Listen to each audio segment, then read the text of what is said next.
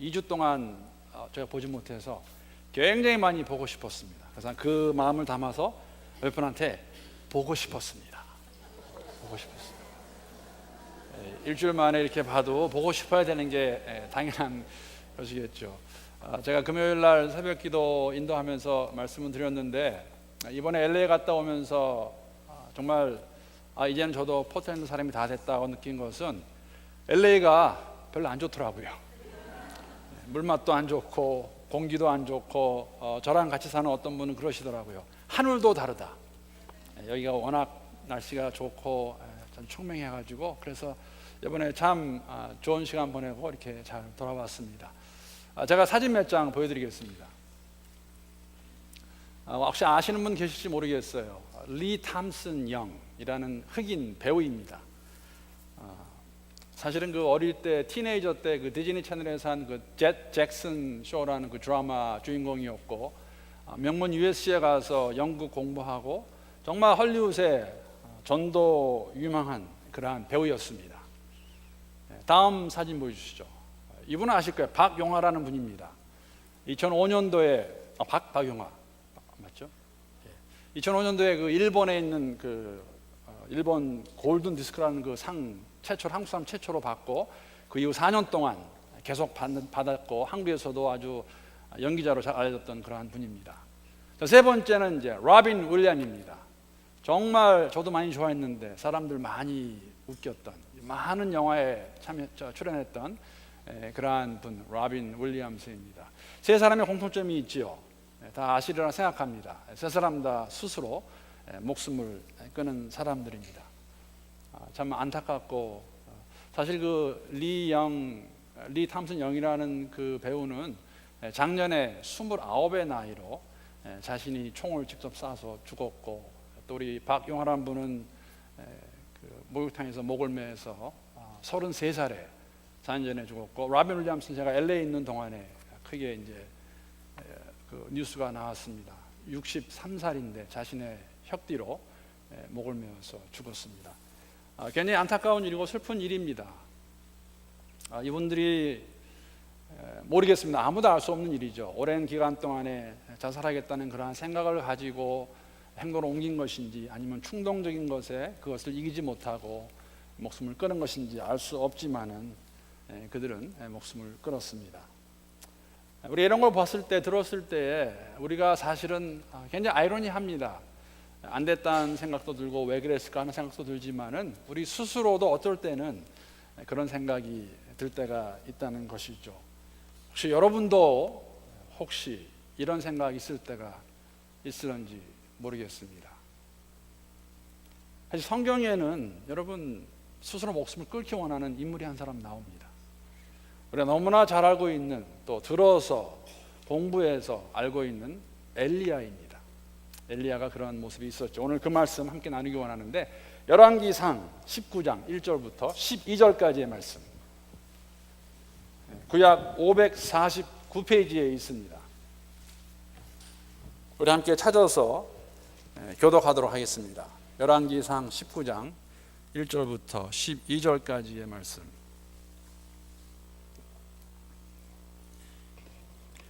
일 절 말씀 제가 먼저 읽겠습니다. 아합이 엘리야가 행한 모든 일과 그가 어떻게 모든 선지자를 칼로 죽였는지를 이세벨에게 말하니, 이세벨이 사신을 엘리야에게 보내어 이르되, 내가 내일 이맘때에는 반드시 내 생명을 저 사람들 중 한 사람의 생명과 같게 하리라. 그렇지 하지 아니하면 신들이 내게 벌이의 벌을 내림이 마땅하니라 한지라. 그가 이 형편을 보고 일어나 자기의 생명을 위해 도망하여 유다에 속한 브엘세바에 이르러 자기의 사환을 그곳에 머물게 하고, 자기 자신은 광야로 들어가 하루길쯤 가서 한 로뎀나무 아래에 앉아서 자기가 죽기를 원하여 이르되, 여호와여 넉넉하오니 지금 내 생명을 거두시옵소서. 나는 내 조상들보다 낫지 못하니이다 하고, 로뎀나무 아래에 누워 자더니 천사가 그를 어루만지며 그에게 이르되 일어나서 먹으라 하는지라. 한 병물이 있더라. 이에 먹고 마시고 다시 누웠더니 여호와의 천사가 또 다시 와서 어루만지며 이르되 일어나 먹으라. 내가 갈 길을 다 가지 못할까 하노라 하는지라. 이에 일어나 먹고 마시고 그 음식물의 힘을 의지하여 40주 40야를 가서 하나님의 산 호렙에 이르니라. 엘리야가 그곳 굴에 들어가 거기서 머물더니 여호와의 말씀이 그에게 임하여 이르시되 엘리야야 내가 어찌하여 여기 있느냐. 그가 대답하되 내가 만군의 하나님 여호와께서 열심히 유별하오니 이는 이스라엘 자손이 주의 언약을 버리고 주의 제단을 헐며 칼로 주의 선지자들을 죽였음이며 오직 나만 남았거늘 그 생명을 찾아 빼앗으려 하나이다. 여호와께서 이르시되 너는 나가서 여호와 앞에서 산에 서라 하시더니 여호와께서 지나가시는데 여호와 앞에 크고 강한 바람이 산을 가르고 바위를 부수나 바람 가운데에 여호와께서 계시지 아니하며 바람 후에 지진이 있으나 지진 가운데에도 여호와께서 계시지 아니하며 또 지진 후에 불이 있으나 불 가운데에도 여호와께서 계시지 아니하더니 불 후에 세미한 소리가 있는지라. 아멘. 하나님의 말씀입니다. 엘리야는 왜 죽기를 원했을까? 왜 하나님께 자신의 목숨을 앗아가 달라고 그러한 요구를 했을까? 그러한 기도를 했을까라고 말할 수 있겠죠. 이런 그의 마음을 더 직설적으로 아주 straightforward하게 꾸밈없이 말한다면 하나님 나 죽고 싶습니다 입니다. 도대체 무슨 일이 있어서 무엇이 그렇게 힘들어서 무엇이 부족해서 이런 마음을 가지게 되었을까? 그것도 다른 사람이 아닌 엘리야가 왜 죽겠다고 말을 했을까? 죽기를 원했던 엘리야를 생각해 보기 전에 먼저 제가 clarify 할 게 있습니다. 분명히 해야 될 것은 뭐냐면은 다름 아닌 엘리야가 죽기 원했던 이유와 조금 전에 제가 말씀드린 3명의 자살과는 분명히 다릅니다. 물론 죽기를 원했던 공통점은 있습니다. 3사람은 스스로 목숨을 끊었지만 엘리야는 그렇지 않습니다. 그러나 엘리야도 분명하게 자신의 목숨을 가져가라고 죽고 싶다고 말했던 것 우리가 알고 있습니다. 오늘 본문은 그 말씀을 가지고 하나님 지금 내 생명을 거두옵소서. 세 번역에는 나의 생명을 거두어 주십시오. 제가 보는 그 영어 성경 ESV에 보게 되면은 Take away my life. 내 목숨 가지고 가십시오. 말씀드린 것 같이 나 죽고 싶습니다. 왜 그랬을까? 엘리야 같은 선지자가 무엇이 부족해서 왜 이러한 마음을 가졌을까? 조금 전에 보여드린 로빈 윌리엄스의 삶을 보게 되면 그는 헐리우드의 스타였습니다. 사람들은 그가 죽은 것을 보고 이렇게 의아해합니다. 무엇이 아쉬워서 그가 목숨을 스스로 끊었나? 많은 사람들이 갖기 원하는, 세상이 부러워하는 그러한 재물, 명예, 여자 다 있었는데 왜 그는 그렇게 목숨을 끊었을까? 무엇이 부족해서, 무엇이 모자라서 그런 마음을 가지고 실천에 옮겼을까? 하나님의 사람 엘리야가 무엇이 부족해서, 무엇이 아쉬워서, 무엇이 마음에 안 들어서 이렇게 자신의 목숨을 거두어 달라고 말할까요? 이건 팩트입니다. 어떤 영적으로 하는 것이 아니라 지금 엘리야는 죽고 싶습니다. 살고 싶지 않습니다. 이 질문에 대답하기 위해서는 우리가 먼저 아합과 이사벨이 누구인지 그리고 어떤 일이 일어났는지 있었는지 알고 있긴 하지만 다시 한번 저희들이 복습해 볼 필요가 있습니다. 아합은 북이스라엘의 7대 왕입니다. 솔로몬 이후로 이스라엘은 남유다와 북이스라엘로 갈리게 됩니다. 남유다는 예루살렘을 중심으로 한 유다 지방이었다면 북이스라엘은 바로 그의 사마리아와 갈릴리를 포함하는 그 지역을 다루는 이스라엘 땅이었습니다. 아합의 아버지가 오므리 왕인데 오므리 왕이 그 갈릴리 바로 위에 있는 베니게 지방, 사복음서에 보게 되면 이 지방을 시돈과 두로라고 표현합니다. 그곳 사람들과 친선하기 위해서 자신의 아들이었던 아합을 그 당시 두로왕 엣바엘의 딸인 이세벨과 정략 결혼시킵니다. 못 넘어게 하기 위해서. 이세벨과 정략 결혼한 아합은 더 나아가서 시돈 사람들이 섬기던 바알 신을 섬기게 합니다.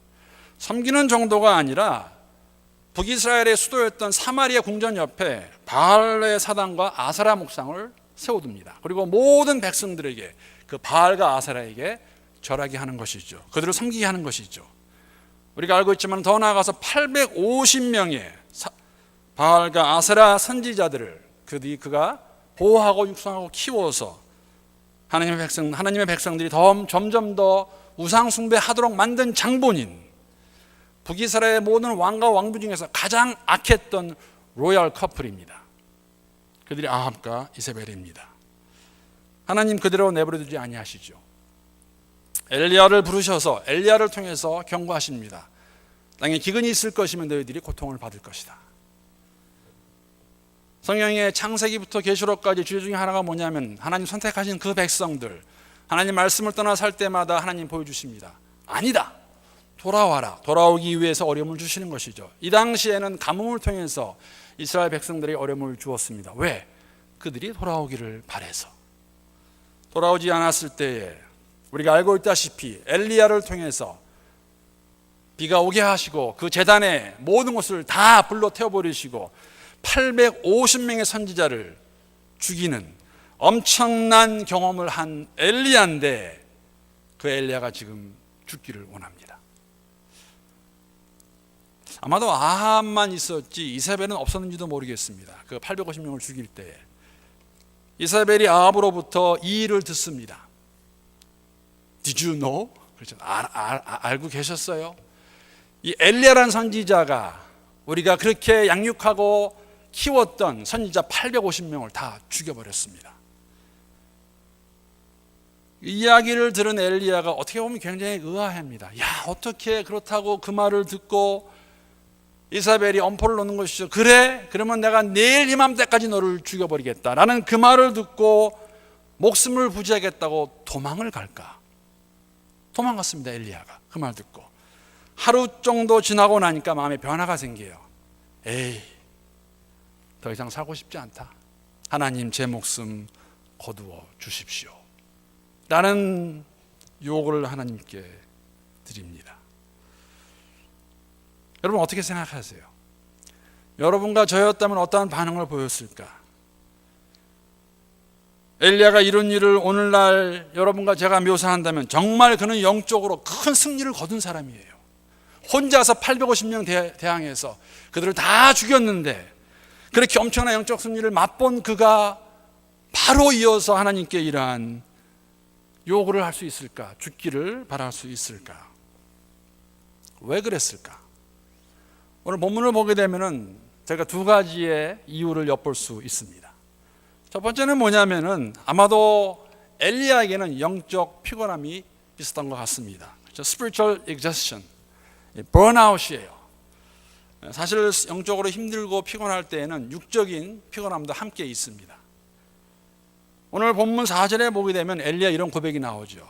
여호와여 넉넉하오니. 세 번역의 문구를 보게 되면 이걸 이렇게 표현하는데 주님 이제는 더 바랄 것이 없습니다. 무슨 의미일까요? 하나님 제게 부탁하신 이 명령, 아합과 에사벨을 대항하여서 하나님 말씀 떠나서 마음대로 사는 이 백성들을 향하여서 주의 말씀을 선포하였고 하라는 대로 다 했습니다. 850명 선지자 다 죽였습니다. 저는 이 세상 더 이상 할 것이 없습니다. 하나님 저를 데려가 주십시오. 이 백성들도 하나님의 위대함을 경험했습니다. 더 이상 제가 할 일이 무엇이 있겠습니까? 저는 이러한 엘리야의 고백 가운데서 사도 바울의 고백도 생각해 보았습니다. 내가 사는 것도 죽는 것도 다 주의 유익을 위해서 하나님의 사는 것이기 때문에 동일하다는 그러한 그 고백이 아마 엘리야의 고백이 아니었을까? 다 맞추었습니다. 하나님 이제 힘들고 피곤하고 이제 그만하고 싶습니다. 저렇게 이사벨이 나를 죽이겠다고 달려드는데 이사벨에게 죽느니 하나님 제 목숨 가지고 가시죠. 그런 이유가 아니었을까? 또 다른 이유는 오늘 본문을 보게 되면 충분히 저는 이해가 됩니다. 이러한 자신의 처지가 너무나 한심하고 실망에 대해서 죽기를 원하지 않았나 하는 생각을 떨쳐버릴 수가 없습니다. 여러분 아합의 말을 들은 이사벨이라면 모르겠어요. 850명 바알과 아세라 선지자를 죽임을 당했습니다. 하나님께서 엘리야의 제단을, 물로 가득 찬 그 제단을 불로 다 태우셨습니다. 그 얘기를 들은 이사벨, 하나님 들어야 되는 게 당연한 거 아닐까요? 근데 이세벨도 굉장합니다. 굉장한 악녀지요. 그래? 그러면 내가 너를 죽이겠다. 그 말을 듣고 또 엘리야가 도망을 가는데 하루쯤 가다 보니까 야, 이세벨이 무섭다고 내가 지금 도망을 가고 있어? 이렇게 도망을 가느니 그냥 죽는 게 낫지. 지금 내 생명을 거두어 주시옵소서. 그리고 하는 말이 뭐라고 하냐면은 나는 내 조상들보다 낫지 못하니이다 라고 말합니다. 세번역으로 이 구절을 보게 되면은 나는 내 조상보다 조금 더 나을 것이 없다는 의미입니다. 내 앞에 모든 주의 백성들도 죽지 않았습니까? 언젠가는 죽을 인생 이렇게 사느니 하나님 저 거두어 가시죠. 상당히 아이러니하지만 사실 삶의 현실이 아닌가 생각합니다. 우리 가운데도 옛날이 아니었으면 모르겠습니다. 현재에도 혹시 어떤 사람들은 야, 정말 이 사람 힘들다, 다 피곤하다, 다 그만두고 싶다.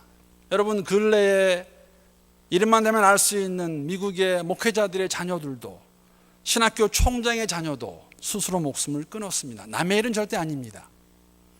그런 사람을 정죄할 수도 없지만은 우리가 삶을 살아가면서 그런 마음을 참 가질 때가 있다는 것이죠. 조금 전에 말씀드린 로빈 윌리엄스가 그 예입니다. 사람들이 보기에는 정말 다 가진 것 같았는데 그는 그렇지 않았습니다. 내일 발간되는 타임 매거진의 커버 스토리가 이 로빈 윌리엄스입니다.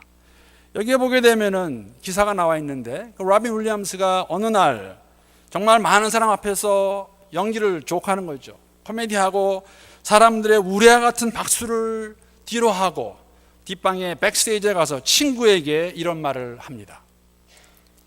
Isn't it funny how I know 로빈이죠, can bring great happiness to all these people, but not to myself. 이거 정말 우습지 않니 이거?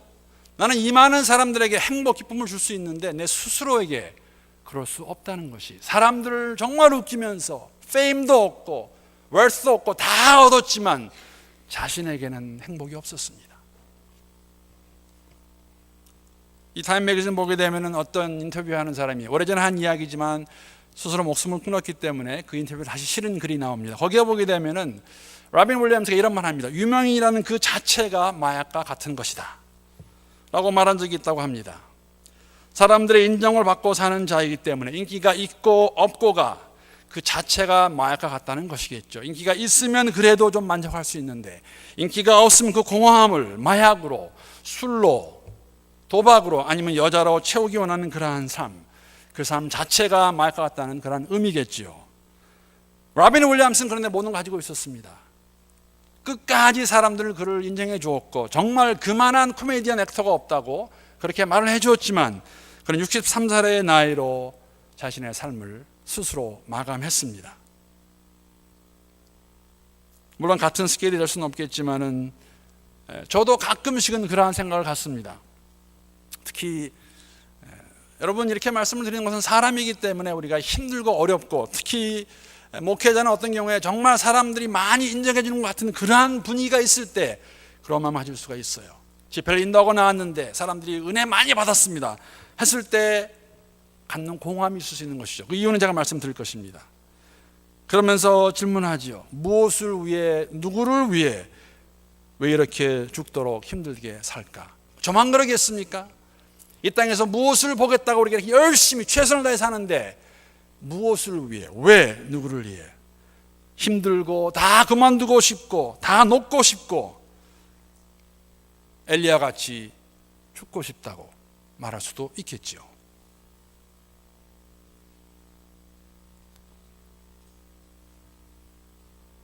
하나님께서 만져주셔야 됩니다. 사실 오늘 본문에도 나오지만 이럴 때 우리에게 필요한 것이 있다면 여러분, 많은 경우에는 내 스스로 해결할 수 없습니다.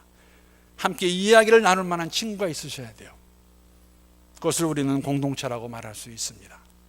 오늘 하나님께서 엘리야에게 그 모습을 보여주시는 것이죠. 여러분, 저 같은 사람도 이런 감정을 느낄 때가 있었다면 연예인이나 대형교회 목사님들이나 아니면 부흥 강사들, 일하는 사람들에게도 그런 마음을 가질 수 있겠죠. 오늘 로빈 윌리엄스의 그러한 모습은 우리에게 삶이 얼마나 순간적으로 끝날 수 있는 것을 보여주고 있습니다. 사실 엘리야는 그런 마음을 가진 이유가 있습니다. 왜냐하면 순간적으로 초점이, 포커스가 하나님이 아니라 자신에게 돌아왔어요.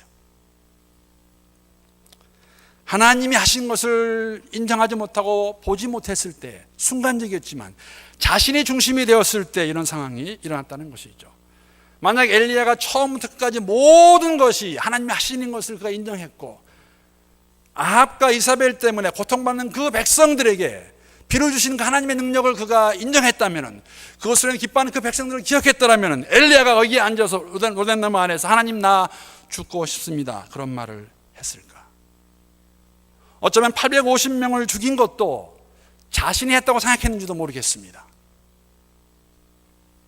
나 같은 사람을 죽이겠다고 하는 그러한 마음을 가지고 실망이 되어서 어쩌면 그렇게 하고 도망가는 자신의 모습이 처량해서 그런 마음을 가졌는지도 모르겠습니다. 그러나 처음부터 끝까지 모든 것이 하나님이 하신 일을 믿었다면 그는 아마 더욱더 담대하게 이사벨에게 나아갈 수 있지 않았을까? 내가 너를 죽이겠다고? 나는 하나님이 계시는데 한번 해보아라 하지 않았을까? 어찌했든지 간에 죽기를 원하는 엘리야를 하나님께서 꾸짖지 아니하십니다. 하나님께서 그를 회복시켜 주십니다.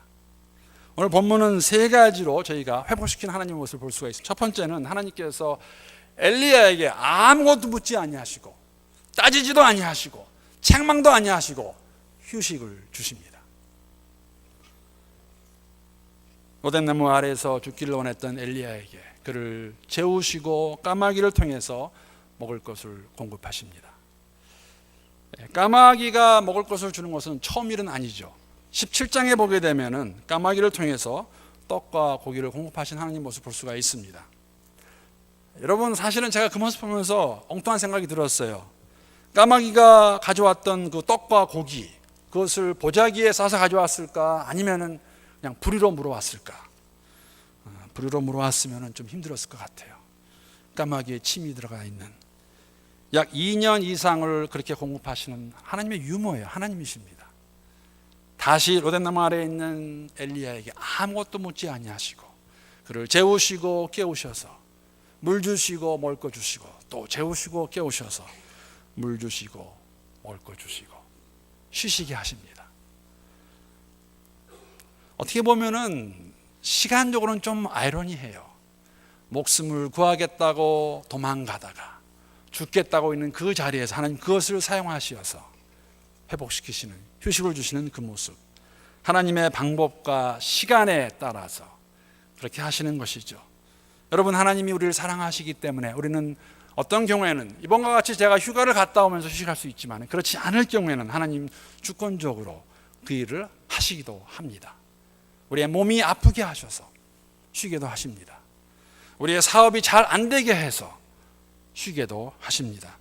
자녀가 어려움을 당할 때에, 아픔이 있을 때, 관계가 깨질 때에 다 나쁜 것만 아니라는 것이죠. 하나님 그것을 통해서 우리에게 필요한 휴식, 힘을 주시는 것을 우리는 볼 수가 있습니다. 여러분, 예수님도 그렇게 하셨어요. 요한복음 21장에 보게 되면은 하나님 예수님께서 어떻게 베드로와 그 제자들에게 다시 돌아오셔서 그들을 회복시켜 주시는 거예요. 21장 9절 보게 되면은 부활한 후의 사건입니다. 육지에 올라보니 숯불이 있는데 그 위에 생선이 놓였고 떡도 있더라. 밤새 고기를 잡았지만 한 마리 잡지 못했습니다. 그러나 예수님께서 말씀하셔 고기 잡고 육지에 올라왔는데 예수님께서 그들을 위해서 숯불을 준비하시고, 이거 바비큐 생선이에요. 떡입니다. 그리고 13절에 보게 되면은 예수께서 가셔서 그 떡을 가지고 가셔서 생선을 가지고 가셔서 그들에게 주십니다. 먹어라. 왜? 피곤하니까, 배고프니까 주시고 난 다음에 15절에 보게 되면 그들이 조반 먹은 후에 예수께서 베드로에게 이르시되 요한의 아들 시몬아, 내가 이 사람들보다 나를 더 사랑하느냐? 저 같았으면 그랬을 거예요. 베드로야, 나 부활했다. 너 어떻게 하겠다고? 그러지 않으셨어요. 음식을 준비하시고 그것도 숯불 위에다가 맛있는 떡, 맛있는 생선 주시고 미운 자식 떡 하나 준다고 그렇게 하셨을까? 아니에요. 하나님 우리를 누구보다 더 잘 아십니다. 이 땅에서 우리가 죄 백성으로 살아갈 때, 힘들고 어려울 때 왜 없겠어요? 있어요. 여러분 있으면 하나님 앞에서 고백하세요. 하나님 힘듭니다. 하나님 못 해먹겠습니다. 이건 아니지 않습니까? 왜 이러십니까? 하셔도 괜찮습니다. 하나님 다 이해하시고 회복시켜 주시는 거 본문을 통해서 볼 수가 있습니다. 더 나아가서 하나님께서 엘리야에게 확인과 확신을 시켜 주십니다. 하나님 함께 하신다는 것을 보여주시죠. 오늘 본문에 나와 있지만은 하나님께서 함께 하신다는 것, 임재하신다는 것을 큰 바람이나 지진이나 불을 통해서 보여주지 아니하십니다. 세미한 음성, 부드럽고 조용한 목소리로 하나님께서 그에게 말씀해 주세요. I am with you. 여러분 이 장면은 바로 얼마 전에 정말 모든 사람 앞에서 제단을 쌓아놓고 그 제단에 물이 가득한 가운데 하늘에서 불이 내려와서 다 태워버리고 기회는 지금이다. 저 아세라, 저 바알의 선지자 다 죽여버려라. 여러분 이것은 살리기 현장입니다. 850명을 죽이는, 그걸 통해서 하나님의 영광을 보았죠. 능력을 보았죠. 그러한 모습과는 너무나 대조되는 모습이에요. 세미한 음성으로 하나님께서 말씀하세요. 일라이자, I am with you. 확인시켜 주시고 확신시켜 주시는 하나님이십니다. 그리고 마지막으로 엘리야에게 그가 혼자가 아니라는 것, 동역자가 있다는 것 보여주시죠. 오늘 본문 20절에 보게 되면 이렇게 기록하고 있습니다. 그가 대답하되 내가 만군의 하나님 여호와께 열심히 위별하오니 이는 이스라엘 자손이 주의 언약을 버리고 주의 제단을 헐며 칼로 주의 선지자들을 죽였음이오며 오직 나만 남았거늘 그들이 내 생명을 찾아 빼앗으려 하나이다. 하나님 나밖에 남지 않았습니까? 어떻게 하라는 말입니까? 어떻게 이 길을 가라는 말입니까?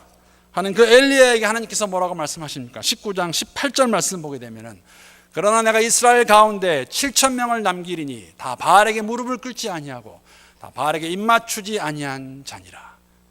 Wait a minute. You are not alone. 혼자가 아니라는 말씀이에요. 내가 7,000명을 남겨두었다. 너 혼자가 아니라 이들이 함께 주의 말씀을 선포할 것이며 주의 일을 감당할 것이다. 7,000명의 일꾼을 준비시키십니다. 이 7,000명이 누구일까요? 여러분 교회의 모습이에요. 우리입니다. 공동체입니다. 왜? 우리는 우리의 입으로 하나님을 인정하고 그리스도 예수를 주로 시인하는 자들이 아닙니까? 우리의 목적은 같습니다. 우리의 파운데이션은 같지 않습니까? 세상이 무엇이라 할지라도 우리가 하나가 되어서 주의 일을 감당할 수 있기 때문에 혼자 하지 않게 하시고 7,000명을 저희들에게 주시지 아니하셨습니까? 그러한 모습을 우리가 함께 보는 가운데 정말 우리가 다 그만두고 힘들어서 어려워서 정말 한번 할까요? 꼬올라 enough. 그때에 세미한 음성으로 우리에게 당신의 힘과 능력을 증명해 주신 하나님을 경험할 수 있을 때에 죽고 싶을 만큼 힘들 때가 있어도 우리 앞에 놓인 믿음의 여정 끝까지 잘 걸어갈 수 있습니다. 함께 예배하는 가운데, 예배 가운데 정말 부드럽고 조용한 세미한 주의 음성을 들을 수 있는 우리 모두가 될 수 있기를 우리 주님의 이름으로 축복합니다.